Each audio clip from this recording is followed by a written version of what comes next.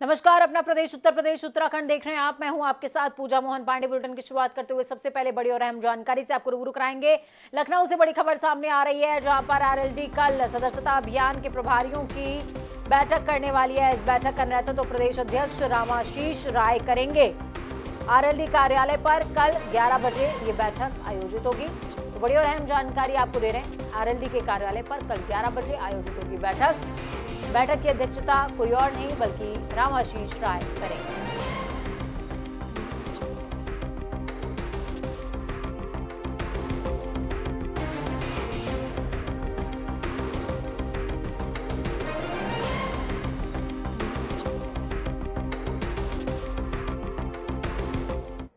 वहीं मुख्यमंत्री योगी आदित्यनाथ और उत्तराखंड के मुख्यमंत्री पुष्कर सिंह धामी ने नई दिल्ली में प्रधानमंत्री नरेंद्र मोदी की अध्यक्षता में आयोजित नीति आयोग की 7वीं बैठक में प्रतिभाग किया है।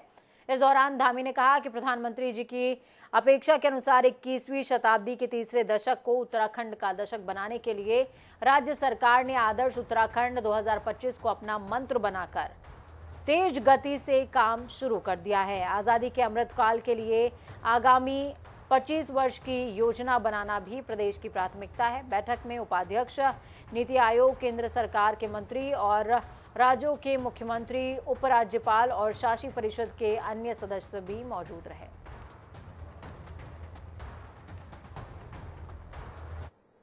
साथ ही आपको बताएंगे कि कोरोना के खिलाफ यूपी के लोगों को मजबूत सुरक्षा देने के लिहाज से योगी सरकार ने 10 जनवरी से ही बूस्टर डोज का आगाज कर दिया था। कोरोना से सुरक्षा सुनिश्चित करने के लिए यूपी में आज बूस्टर डोज का महाअभियान चलाया जा रहा है। सरकार का लक्ष्य है कि ज्यादा से ज्यादा लोग बूस्टर डोज लगवा लें। यूपी में स्वास्थ्य विभाग की जिम्मेदारी संभाल रहे उप मुख्यमंत्री ब्रजेश पाठक का कहना है कि अस्पतालों में कोवैक्सीन और कोविशील्ड, आप दोनों में से जो भी लगवाना चाहें वो उपलब्ध है। अगर आपने पहली डोज, दूसरी डोज कोविशील्ड की लगाई है तो कोविशील्ड का बूस्टर डोज लगवाइए, कोवैक्सीन लगवाई है तो कोवैक्सीन का बूस्टर डोज लगवाइए। सब कुछ उपलब्ध है। अपील बस इतनी कि ज़्यादा से ज़्यादा लोग बूस्टर डोज लगवा लें। आपको बता दें कि 15 जुलाई से 30 सितंबर तक राज्य प्रिकॉशन डोज अभियान चलाया जा रहा है। स्वास्थ्य विभाग ने 60,000 लोगों को वैक्सीनेट करने का लक्ष्य रखा है। आपको ये भी बता दें कि आज रात को 10 बजे तक वैक्सीन और बूस्टर डोज दोनों लगाई जा रही है, जिसके लिए लखनऊ में 69 अतिरिक्त वैक्सीनेशन सेंटर्स डेवलप किए गए हैं, बनाए गए हैं। हमारी भी आपसे अपील, जनता टीवी आपसे अपील कर रहा है, करबद्ध अपील कर रहा है कि अगर आपने अभी तक बूस्टर डोज नहीं लगवाई है या वैक्सीनेशन ही नहीं कराया है तो घरों से निकलिए, वैक्सीनेशन करवाइए, क्योंकि वैक्सीनेशन आपकी जान की सुरक्षा भी करेगा, आपके अपनों की जान की सुरक्षा भी करेगा। मेरठ पहुंचे कैबिनेट मंत्री स्वतंत्र देव सिंह कांग्रेस पर जमकर बरसे, जहां कांग्रेस और राहुल गांधी को आड़े हाथों लेते भी नजर आए। स्वतंत्र देव सिंह ने कहा कि कांग्रेस वंशवाद की पार्टी है, पिछले 70 साल से कांग्रेस ने कुछ भी नहीं किया। इसके अलावा कैबिनेट मंत्री ने कहा कि कांग्रेस में देश को नुकसान पहुंचाने का काम किया है। तो वहीं तिरंगा बयान को लेकर के भी कैबिनेट मंत्री ने कहा कि राष्ट्रवाद के अभियान में सभी एकजुट होकर काम करें, ये जरूरी है। आपको बता दें कि राज्य मंत्री सोमेंद्र तोमर के आवास पर आज स्वतंत्र देव सिंह पहुंचे हुए थे, जहां मीडिया से रूबरू होते हुए उन्होंने कांग्रेस पर गिन गिन कर निशाना साधा है। आदरणीय मोदी जी का सपना है, जो स्वतंत्रता सेनानियों ने, राष्ट्रभक्तों ने जो देश के लिए शहादत किया है, जिसके कारण आज देश सुरक्षित है, समाज सुरक्षित है। आज आदरणीय मोदी जी के नेतृत्व में पहले लोग भारत माता का जय का नारा लगाने में संकोच करते थे। ये कांग्रेसियों के शासनकाल में दुनिया के किसी कोने में देश का प्रधानमंत्री जाता था तो कोई नोटिस नहीं लेता था। आज मैं कह सकता हूं कि देश का प्रधान सेवक आदरणीय प्रधानमंत्री नरेंद्र मोदी जी उसी लंदन के धरती पर उतरते हैं और वहाँ के नौजवान, वहाँ के लोग बीजेपी का झंडा नहीं, तिरंगा झंडा लेकर दौड़ते हैं और भारत माता के जय का नारा लगता है। लखनऊ में आरएलडी प्रदेश प्रवक्ता अंकुर सक्सेना ने पार्टी से इस्तीफा देने के बाद आरोप लगाया कि पूर्वी और पश्चिमी कार्यकर्ताओं के बीच राष्ट्रीय नेतृत्व भेदभाव करता है। पूर्वी कार्यकर्ताओं के परिवार पर अगर कोई आपदा आती है, दिक्कत आती है तो प्रतिनिधिमंडल नहीं पहुंचता, लेकिन पश्चिम के कार्यकर्ताओं के परिवार पर अगर कोई मुसीबत आती है तो आरएलडी का प्रतिनिधिमंडल वहां जरूर जाता है। राष्ट्रीय लोकदल जो कभी कार्यकर्ताओं का एक परिवार हुआ करता था, वर्तमान समय में चाटुकारों का एक गठबंधन हो गया है, चाटुकारों का एक दल हो गया है। इसमें ऐसे ऐसे चाटुकार सम्मिलित हो गए हैं जिनके द्वारा पार्टी के जो मूल और काडर के कार्यकर्ता हैं उनकी भरपूर उपेक्षा की गई है। माननीय राष्ट्रीय अध्यक्ष चौधरी जयंत सिंह जी स्वयं में एक परिपक्व नेता और बड़े समझदार इंसान हैं, परंतु वो ऐसे चापलूसों से घिरे हुए हैं जो उन तक आम कार्यकर्ताओं की बात को पहुँचने नहीं दे रहे हैं।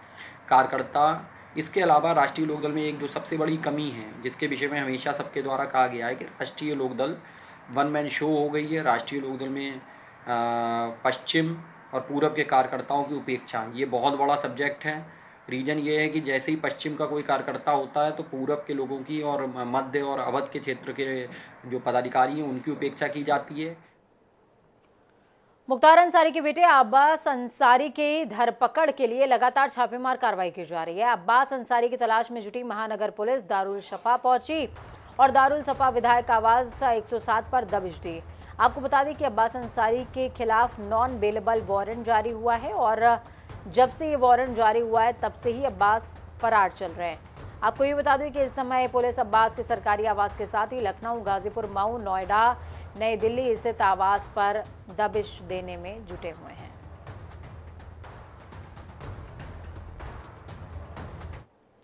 बरेली में भाजपा नेता और उत्तर प्रदेश उद्योग व्यापार संगठन के प्रदेश मंत्री जितेंद्र रस्तोगी पर शहर कोतवाली में धारा 307 के तहत मुकदमा दर्ज हुआ है। मुकदमा लिखवाने वाली महिला अनुराधा रस्तोगी का आरोप है कि जितेंद्र रस्तोगी और उनके साथ के कुछ लोगों ने उन पर जानलेवा हमला किया और उनको और उनकी बेटी को जान से मारने की कोशिश की।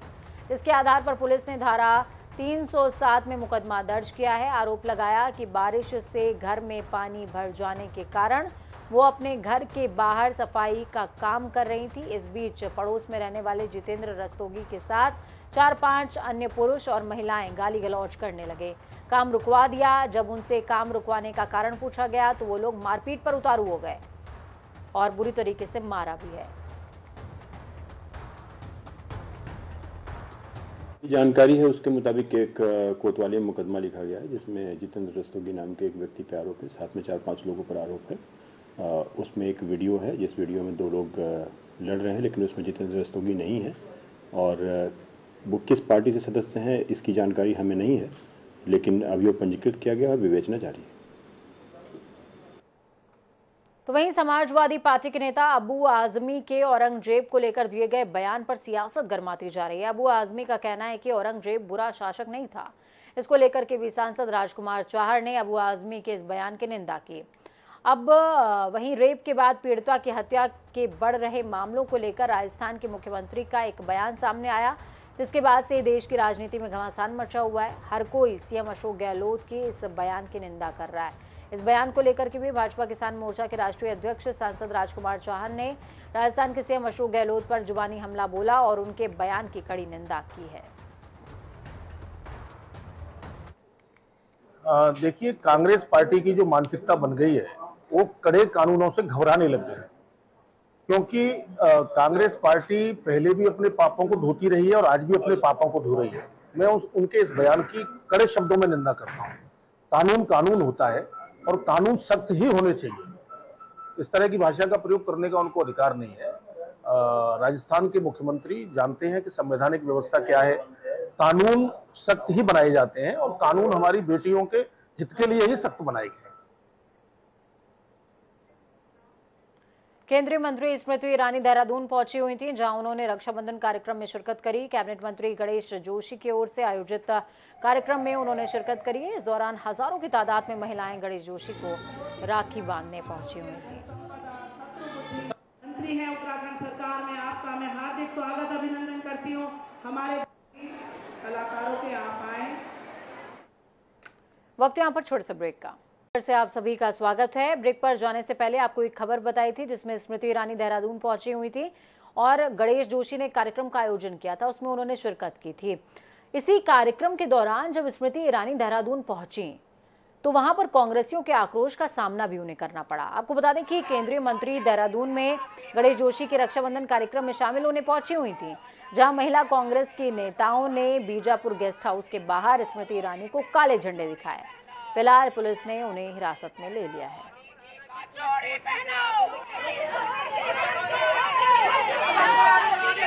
विरोध की तस्वीरें आपको दिखा रहे हैं। प्रियंका गांधी और राहुल गांधी को जिस दौरान गिरफ्तार किया गया था और तमाम चीजें निकल करके सामने आई थी, उसके दौरान भी सोनिया गांधी को लेकर के भी स्मृति ईरानी काफी कुछ सदन में बोलती हुई नजर आई थी। कांग्रेसियों का गुस्सा इसी मुद्दे को लेकर के बहुत ज्यादा बढ़ा हुआ है और यही वजह है कि स्मृति ईरानी जब देहरादून पहुंची हैं तो उन्हें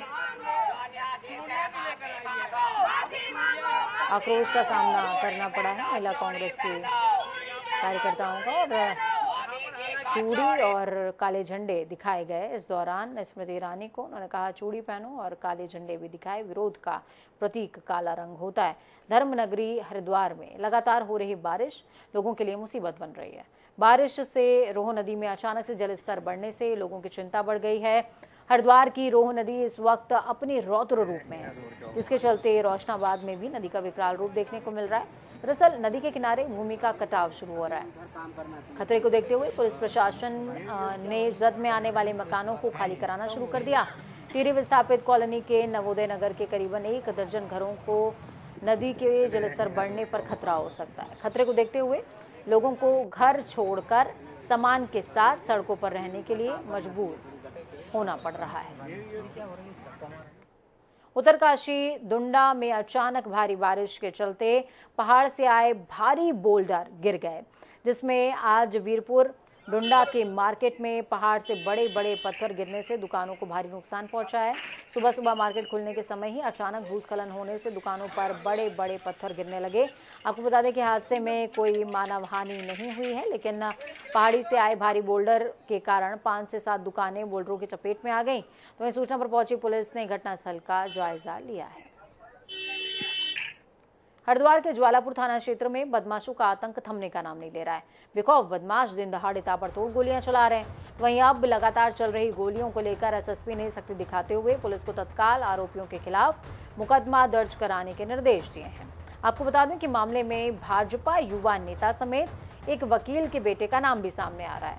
वहीं आरोपियों ने जब पुलिस गिरफ्तार करने पहुंची तो सभी आरोपी मौके से रफू चक्कर भी हो गए। तस्वीरें देखिए, सीसीटीवी फुटेज भी इस पूरी घटना का सामने आ रहा है।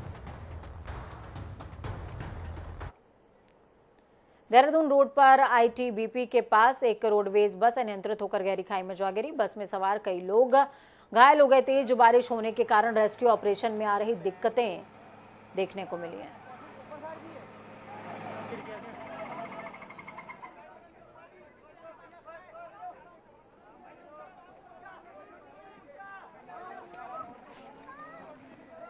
ले जाते हैं साथ में नीचे। तो चलिए 5 मिनट फटाफट अंदाज में 25 अहम जिलों का रुख कर लेंगे। फर्रुखाबाद के फतेहगढ़ पुलिस लाइन में पुलिस विभाग की तरफ से हर घर रैली निकालकर लोगों को किया जा रहा जागरूक। लखनऊ में कोरोना की बूस्टर डोज लगाने के लिए महाअभियान का आगाज। सुबह 8 बजे से रात को 10 बजे तक बूस्टर डोज लगाई जा रही है। कानपुर देहात में शुरू हुआ बूस्टर डोज महाअभियान। जिला अस्पताल सहित सभी सीएचसी और पीएचसी में लगाई जा रही है बूस्टर डोज। मुजफ्फरनगर में all India anti corruption service trust की टीम ने सिंगर फरमानी नाज का किया सम्मान समारोह। मुजफ्फरनगर के मीरापुर क्षेत्र में आकाशीय बिजली गिरने से मां बेटे के घर के मलबे में दब जाने से हुई मौत। मौके पर पहुंचे एसडीएम जीत सिंह राय मामले की जांच में जुटे। बदायूं के दातागंज थाना क्षेत्र में किसान को बुरी तरीके से लाठी डंडों से पीटने का वीडियो हो रहा है सोशल मीडिया पर वायरल। फरवरी 2021 का बताया जा रहा है वीडियो। मसूरी देहरादून रोड पर आईटीबीपी के पास एक रोडवेज बस अनियंत्रित होकर गहरी खाई में जा गिरी। बस में सवार कई लोग घायल। तेज बारिश होने के कारण रेस्क्यू ऑपरेशन में आ रही है दिक्कत। मेरठ के सर्विलांस टीम ने 100 मोबाइल कई जिलों से किए बरामद। बरामद किए गए मोबाइल की कीमत लगभग 23 लाख रुपए, जिसके बाद पुलिस ने मोबाइल को मालिकों के सुपुर्द कर दिया। गाजियाबाद के पुलिस मुठभेड़ में 2 बदमाशों को किया गया गिरफ्तार। बदमाशों के कब्जे से तमंचा, एक खोखा, 5 जिंदा कारतूस भी बरामद। सिद्धार्थनगर में बच्चों के मामूली विवाद को लेकर गुस्साए एक पक्ष ने दूसरे पक्ष की महिला को लाठी डंडों से जमकर पीटा। गंभीर रूप से घायल महिला का इलाज चिकित्सालय में जारी। बाराबंकी में नेपाल से छोड़े गए पानी के चलते नदियों में दिख रहा उफान। सरयू नदी में जलस्तर बढ़ने से हो रही है कटान। सहारनपुर से पूर्व एमएलसी हाजी इकबाल के खिलाफ महिला थाने में दर्ज मुकदमे में न्यायालय से गैर जमानती वारंट कराए गए जारी। साथ ही हाजी इकबाल के बहनोई दिलशाद के खिलाफ भी गैर जमानती वारंट हुआ जारी। औरैया में सीएमओ के निर्देश पर आजादी के अमृत महोत्सव को लेकर चलाया जा रहा जागरूकता अभियान। स्वास्थ्य केंद्र विधुना में स्वास्थ्य कर्मियों और कर्मचारियों ने निकाली रैली। साथ ही भारत माता के जयकारे भी लगाए। लखनऊ राजधानी में मुहर्रम का जुलूस निकाला गया। मुहर्रम को लेकर लखनऊ कमिश्नरेट पुलिस ने सुरक्षा के कड़े इंतजाम किए थे। साथ ही पुलिस ने कई जगहों पर ड्रोन कैमरों के जरिए भी रखी नजर। लखनऊ में मुख्तार अंसारी के बेटे अब्बास अंसारी को पकड़ने के लिए चल रही है ताबड़तोड़ छापेमार कार्रवाई। पुलिस ने सरकारी आवास के साथ ही लखनऊ, गाजीपुर, मऊ, नोएडा और नई दिल्ली स्थित आवासों पर दबिश देने का काम किया। बिजनौर में आज़ादी के अमृत महोत्सव और तिरंगा अभियान के अंतर्गत नजीबाबाद में गंगा जमुनी समाज सेवी मिशन समारोह आयोजित किया गया, जिसमें कैबिनेट मंत्री लक्ष्मी नारायण चौधरी, फिल्म अभिनेता सुनील शेट्टी सहित कई राजनीतिक हस्तियां कार्यक्रम में शरीक हुए। हर साल 7 अगस्त को राष्ट्रीय हथकरघा दिवस मनाया जाता है। इसका उद्देश्य भारत की विरासत को सहेजना और दुनिया भर में इसकी पहचान बनाना है। उत्तराखंड में भी कई महिलाएं समूह के रूप में अलग अलग क्षेत्रों में हाथ की कारीगरी करके खुद आजीविका से जुड़ रही हैं और लोगों के लिए भी आजीविका प्रदान करने का साधन बन रही हैं। आगरा के वाल्मीकि समाज में पनवारी कांड मामले में बरी होने के दौरान निजी चैनल पर दिए गए इंटरव्यू में चौधरी बाबूलाल ने वाल्मीकि समाज पर की थी अभद्र टिप्पणी, जिसके खिलाफ वाल्मीकि समाज ने भाजपा विधायक चौधरी बाबूलाल के खिलाफ मोर्चा खोला। साथ ही भाजपा विधायक चौधरी बाबूलाल पर मुकदमा दर्ज करने की करी मांग। कुशीनगर में तुमकुहीराज थाना क्षेत्र में पुलिस मुठभेड़ में एक पशु तस्कर गिरफ्तार। तस्कर के पास से एक पिकअप और 8 गौवंश भी बरामद। मथुरा के थाना वृंदावन में बांके बिहारी मंदिर के प्रांगण में सेवायत गोस्वामियों के बीच जमकर चले लात घूसे। मंदिर परिसर में मारपीट का वीडियो सोशल मीडिया पर वायरल। आगरा के खंदौली क्षेत्र में लगातार बारिश से आकाशीय बिजली भवन पर गिरी, छत की दीवार टूटी। मथुरा के विश्व प्रसिद्ध ठाकुर द्वारकाधीश मंदिर में दर्शन के दौरान विधायक राजेश चौधरी के महिला रिश्तेदार के गले से चेन चोरी। मोरू पहुंची पुलिस ने सीसीटीवी कैमरे की फुटेज खंगालने में कार्रवाई शुरू करी। ललितपुर के पार्श्वनाथ कॉलोनी में सड़कों पर गड्ढे में भरा पानी, डंपर नियंत्रित होकर पलटा। स्थानीय लोगों ने डंपर चालक की बचाई जान। बदायूं के वजीरगंज थाना क्षेत्र में नरकंकाल की सूचना पर पहुंची पुलिस पर हमला, एसओ सहित कई पुलिसकर्मी हुए घायल। अलीगढ़ में अकराबाद थाना क्षेत्र में तेज रफ्तार ट्रक और कार की हुई भिड़ंत। कार चालक सहित हुई मां बेटी की मौत, 2 छात्र गंभीर तौर पर घायल। वक्त यहाँ पर छोटे से ब्रेक का। ब्रेक के उस पार खबरों का सफर लगातार जारी रहेगा। बने रहिए जनता टीवी के साथ, क्योंकि हमें आपकी ताकत, अपना और अपनों का बहुत ज्यादा ख्याल रखिए। नमस्कार।